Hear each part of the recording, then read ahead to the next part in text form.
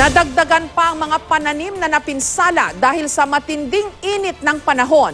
Sa Cotabato, mahigit 30 million pesos na halaga ng mga palay at mais ang natuyo.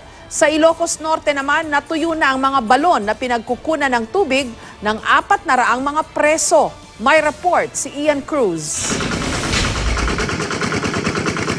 Mga kanal at sapang nanunuyo, mga mais na tuluyan ng nalanta. Ilan lamang yan sa epekto ng nararanasang dry spell sa bayan ng Kabakan sa Cotabato. Base sa inilabas na initial report ng Municipal Agriculture Office, mula Enero hanggang Marso 1 ngayong taon, aabot na sa mahigit 32 milyong pisong halaga ang naitalang danyos ng dry spell sa bayan. Pinakaapektado nito ang 500 hektaryang maisan at palayan mula sa 10 barangay. Ayon sa mga otoridad, posible pang lumala ang dry spell. Ang mga tanim namang repolyo sa Lawag, Ilocos Norte, inuuod at nabubulok na dahil sa matinding init. Natutuyong mga balon naman ang pinoproblema ng mga inmates sa Ilocos Norte Provincial Jail. Ayon sa warden ng kulungan, mahigit 400 inmates ang umaasa sa 2 balon. Para makaiwas sa sakit na dulot ng mainit na panahon ng mga preso, nagpakabit na ang warden ng tubo mula sa Water District. Sa Kidapawan City, tumutulong na sa pagdidilig ng halaman ng mga bumbero para masiguro masisipsip ng mga halaman ng tubig. Ginagawa ang pagdidilig sa mga ito tuwing gabi. Kahit normal pa ang level ng San Roque Dam sa Pangasinan, binabantayan pa rin ang mga bayan na posibleng maapektuhan ng El Nino.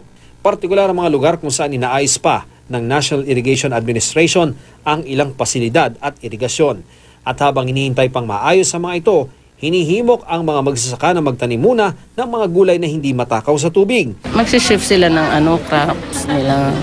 Kasi sa mga, for example, vegetable para hindi siya matakaw sa tubig. Binabantayan rin ang mga palaisdaan. Kapansin-pansin raw kasi ang pagbaba ng antas ng tubig sa mga fish pond dahil sa mainit na panahon. Kami na yung nag-a-adjust kasi nagbabawas kami ng niloload na isda. Kasi nga yung sobrang mainit. Kapag crowded, hindi sila lalaki.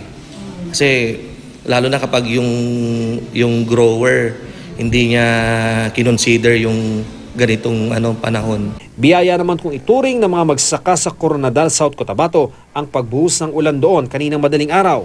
Bagamat saglit lang, malaking tulong na raw ito para kahit papaano'y matubigan ang kanilang mga natitigang na pananim.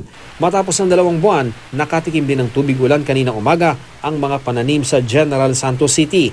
Nagtagal ng kalahating oras ang ulan na naranasan rin sa karating na lugar gaya ng Polomolok sa South Cotabato. Ian Cruz, GMA News.